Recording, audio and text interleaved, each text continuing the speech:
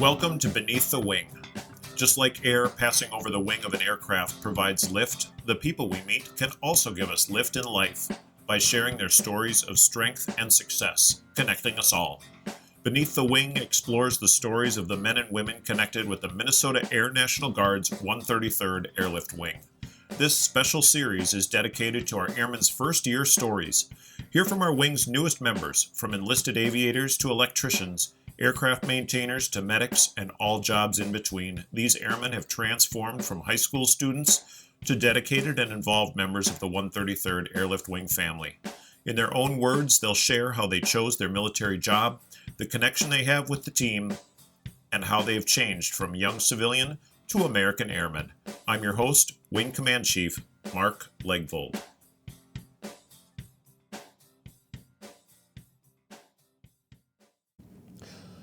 Joining me today on Beneath the Wing is Matt Wiechmann. Matt is a student at George Washington University. He's also works with us in our public health department. He's going to go all into what it means to be a public health technician in the Air National Guard. Welcome, Matt. Pleasure to be here. Yeah, it's a pleasure to have you. So let's start at the very beginning. How'd you find the Minnesota Air National Guard? And I know this is a loaded question because I know your history, but please share with us. So my first introduction to the 133rd Airlift Wing and the National Guard as a whole was through my dad. He worked here for more than 20 years, and I heard about it every day. But I got more and more interested through high school when I started looking at career field opportunities and ways to continue my education and how to get work experience before I really even entered the workforce. So I kept coming back to National Guard, so that's kind of how I really started looking into it. So back in Stillwater High School. Yes, sir. Go Ponies, right? Yes, sir. All right. So back at Stillwater High School, you're starting to think as a junior, senior in high school, what do I want to do when I grow up? When people think about joining the military, they think, okay, I like guns, I like to shoot stuff, live in a dirt hole in the ground. Are those the careers that you were thinking of then? I like to fantasize about it, but I wanted to keep my aspirations realistic. I knew kind of what I was getting myself into. The other big thing was when you say Air Force, a lot of my friends ask if I'm a pilot or what plane I'm flying, and that's not the career fields that I was going into. But I knew that I wanted something science-based and something that I'd be directly serving others. So that kind of steered me towards the public health wing. So when you say science-based, I assume you had a pretty high aptitude for that in high school, right? Yes, sir. What were your grades like? I was a mostly A student, except when it came to mathematics. That was my one struggle, but I just pressed forward, and it was a good time. So you finished high school. You joined us in November of 2020, but didn't go to basic training until June the following year. Were you still in high school when you joined up? I was doing PSEO, so the post-secondary enrollment opportunity that Minnesota and some other states do. So I was taking college classes through Inver Hills Community College through my high school, so that it would count towards my college transcript as well as my high school one. So you finished high school with how much college credit? That's a tricky one because counting the Air Force classes that were applied to my transcript, I came into college as a sophomore, and then furthermore, I got a few more through PSEO, and I was about a junior. You said the Air Force gave you some college credit. Yes, sir. Please explain that to us. Absolutely. So once you graduate through basic training, I can't remember the exact credit count, but you take classes while you're there. I want to ballpark it. It was maybe 6 to 12 credits. And then you go on to your follow-on training, your tech school, where you learn your job.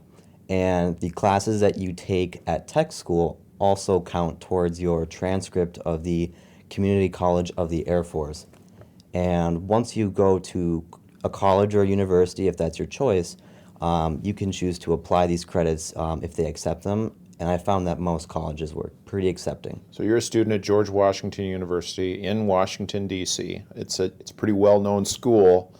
and pretty rigorous. Did your community college of the Air Force credits transfer in? Absolutely, yes, sir. All of my PSEO credits counted, and then the Community College of the Air Force credits also applied, and I've only been there one semester, and I have 77 credits. That is pretty impressive. And you got paid to go to all of the schools with the Air Force, right? Tech school was probably one of the best times of my life. I was getting paid to go to school, to work out, stay in shape, and made tons of friends that I still talk to. So that was probably one of the highlights of my military career so far. So before you get to tech school, you have to go to basic training. And knowing that your dad had worked out here for many, many years, it was a long time since he had gone to basic training. But I'm sure he told you some stories. Yes, sir. My dad, my grandfather, all of them had some pretty crazy stories of basic training. And a lot has changed since then. But I still have some pretty funny stories of my own. So it was a very interesting experience. What was the most interesting thing that happened at basic training that you remember? The most interesting thing and the most, terrifying experience that I can remember was the very first night when you get off the bus, you get your backpack, and you go to the dorm, and about 20 training instructors, kind of like the drill sergeants, they are just swarming you and telling you to run to your bed, and they tell you to drop your backpack and then pick your backpack back up, open it, close it again. They're just trying to fluster you, and I remember I wasn't expecting that kind of emotion, and it still stands out to me this day. But right next to that was graduation. An amazing experience. These people, they wear the round hats, they yell a lot. Are they naturally mean human beings, or is there a purpose behind all of that? Oh, there is absolutely a purpose. They start out kind of rigid. They want you to kind of conform and listen to them. And then I want to say every day, but every week as well, they would get softer and softer, and they'd be more spoken to you. And then they would kind of open up their character a little bit. And by the end, I mean, you were cracking jokes with them. They were laughing along, telling stories, and the talks with the training instructors were some of the best times because they had so much experience. They really opened my eyes up to the Air Force and their experiences in there. So there was absolutely a purpose behind it. You learned a lot from these folks. Like you said, there's this transformation. You show up, you're getting yelled at, and they put everybody in the same big room, and it's folks from all over the United States and even foreign countries. Yes, sir. Did you have anybody from a foreign country in your class? So we had someone that was from Japan, and we had someone that was from Puerto Rico, and the rest of the people from my memory were from around the U.S. But it was very different. Everyone grew up differently. Everyone had different ways of handling themselves, and basic training was a great way to kind of like homogenize all of it. That's the best way that I could put it is homogenize it. Taking all these different people from around the world and making them think and act more like a team, and then eventually you get your individuality back. Tech school, you said, was one of the best times of your life. So you got done with basic training and graduated. Then you went off to tech school. And as a public health technician, I want you to explain what that exactly is, and also what was the tech school experience like? Where did you go, first of all? Absolutely. So we left San Antonio August 5, I believe it was, and then what they do, most people are a pipeline, so you go straight to your tech school after basic training. I went to Wright-Patterson Air Force Base in Ohio for public health technician school, along with anyone else that was bio-environmental engineering. So it was public health and bio at Wright-Pat. We were in the same dorm.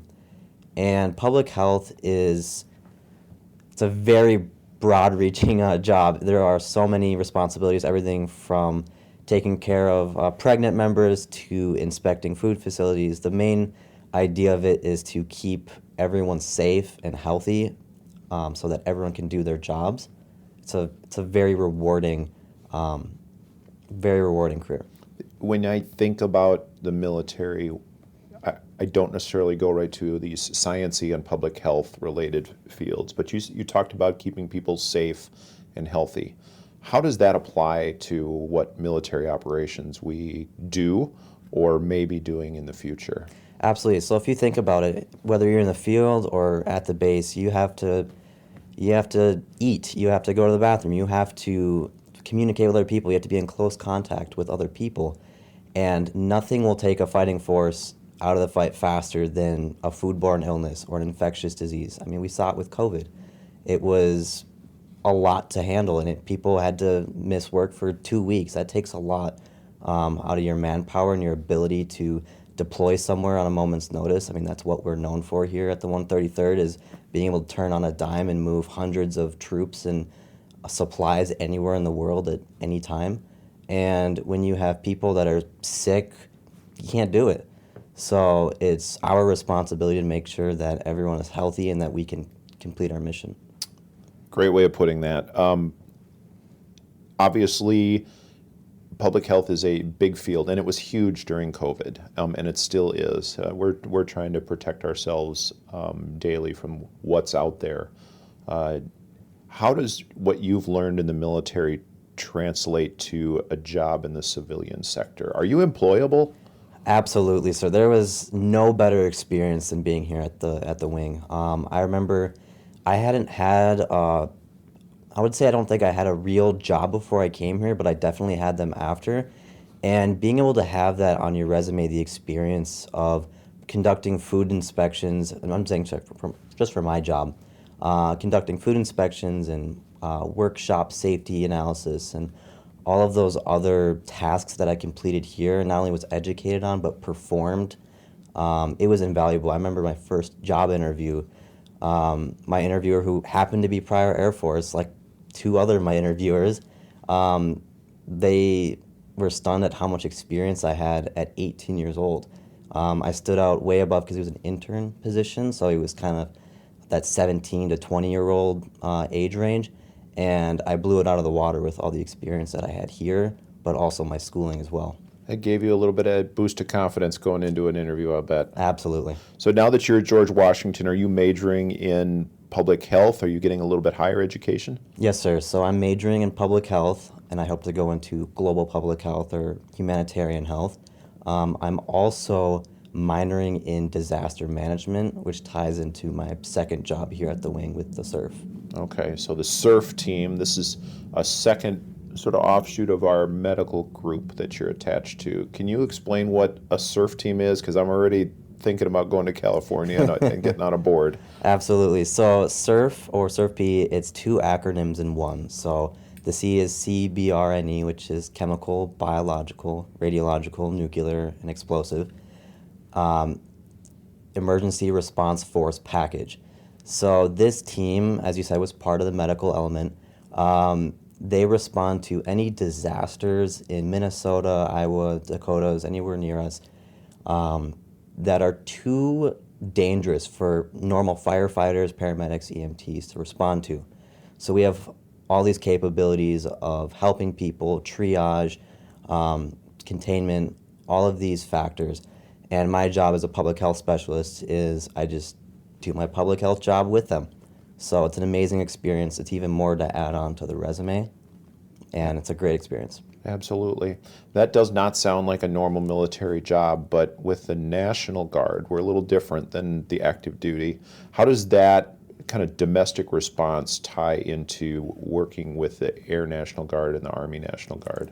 It's amazing because you have opportunities with the state and the federal government, as you said, so we can go under the orders of the president or state governor. With the SURF in particular, there are many different ways to be activated. Say if there's a presidential convention, we can be deployed there for surveillance and prevention. The missions that you can do for the state, whether you're medical or not, are amazing because you get to help your neighbors, you get to help your family. It's a great way to help out. The National Guard's been pretty busy the last couple of years with that. I mean, Matt, even since you just joined, have you done some state work? I had the opportunity to deploy for the state COVID response with the nursing homes and the testing. Unfortunately, I was sent to school, so I missed out on the opportunity, but they are always here. That's the great part is you don't have to look too far to volunteer for state work, and even having deployment opportunities come down, there's always room for more. Yeah, absolutely. And it sounds like a good way to serve your community, even as a part of the military. You don't have to necessarily just be a volunteer out there, and you get paid for doing it, right? Absolutely. So, Matt, think back to your time as a Stillwater pony, going through the PSEO program. You kind of knew you had this in your brain. But how have you changed as a person since joining the Air National Guard? You've done a lot just in your short life so far with us. How have you changed?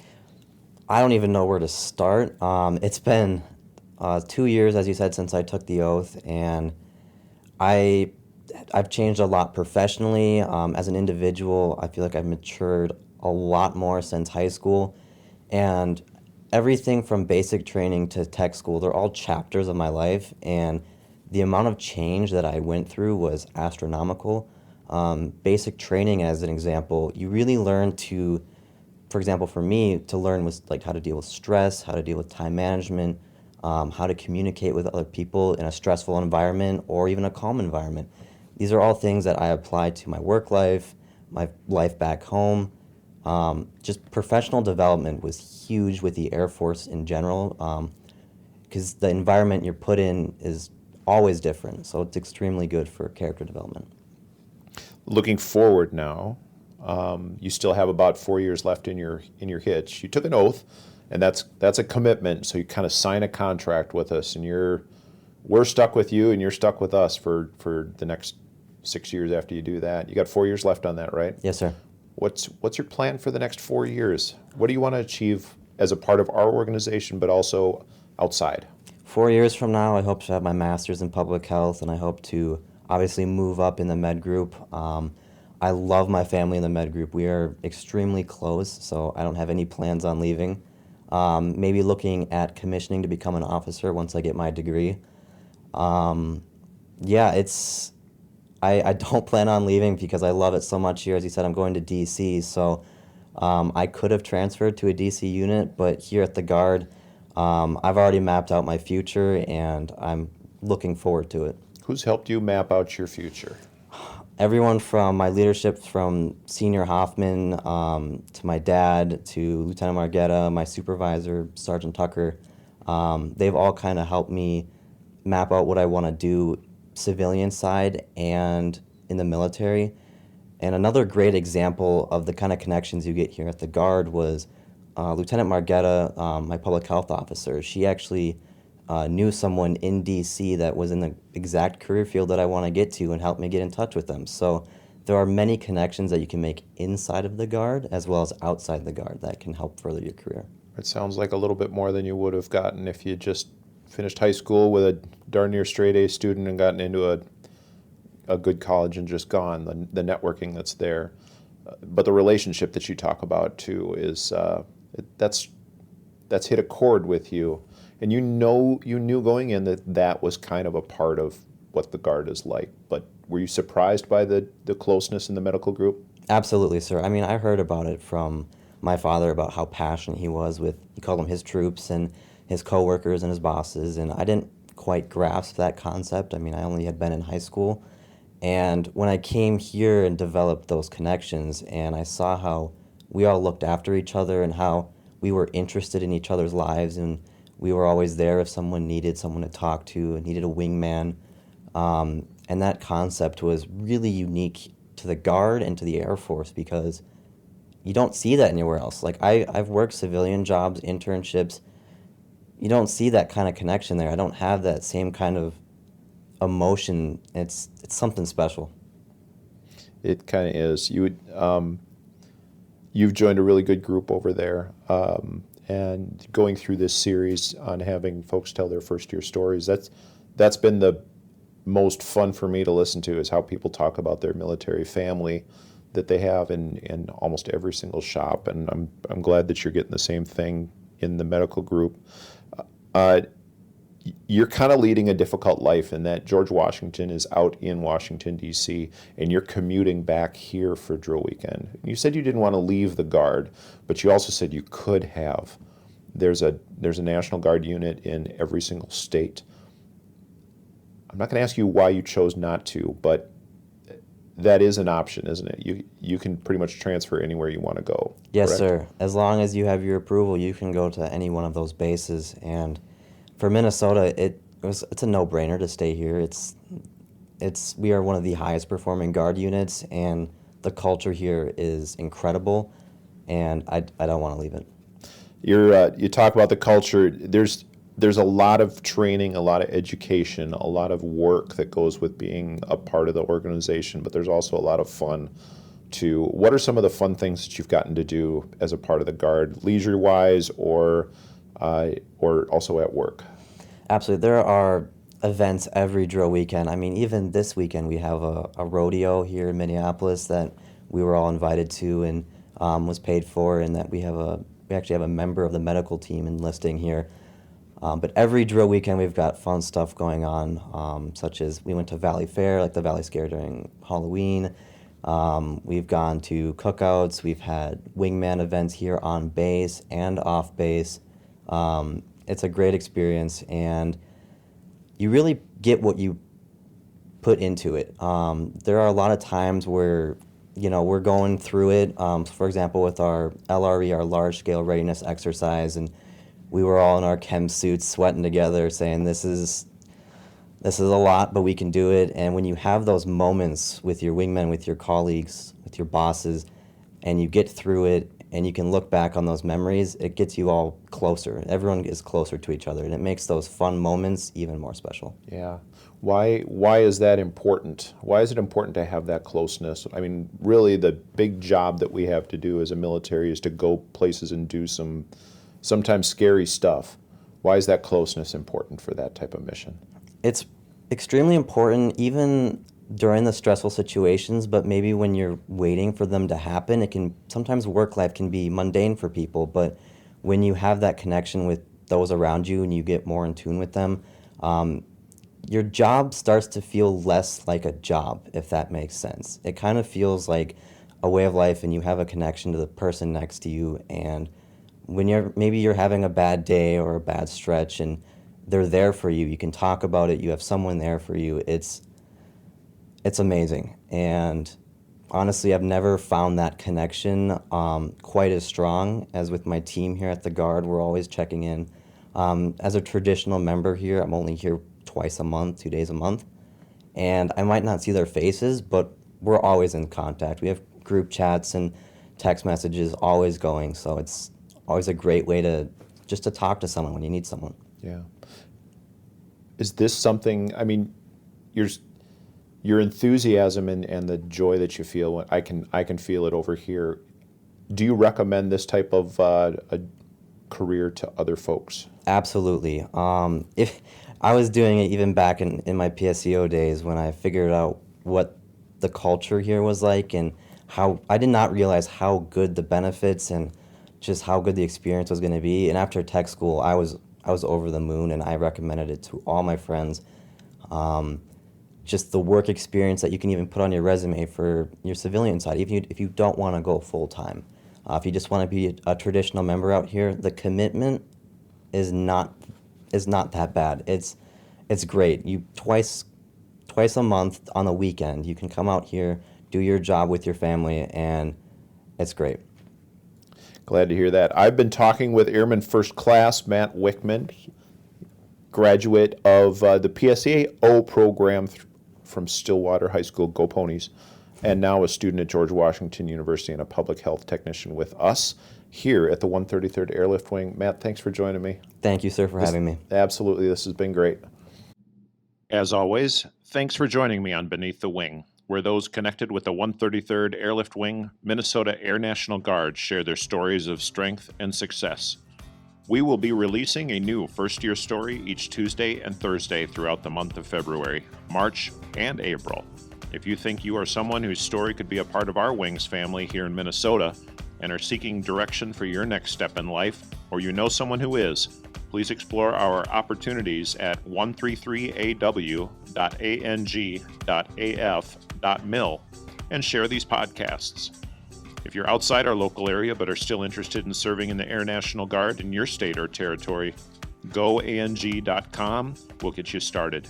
That's goang.com. As always, I'd like to thank our Public Affairs section, especially Amy Lovegren, for her post-production and release work.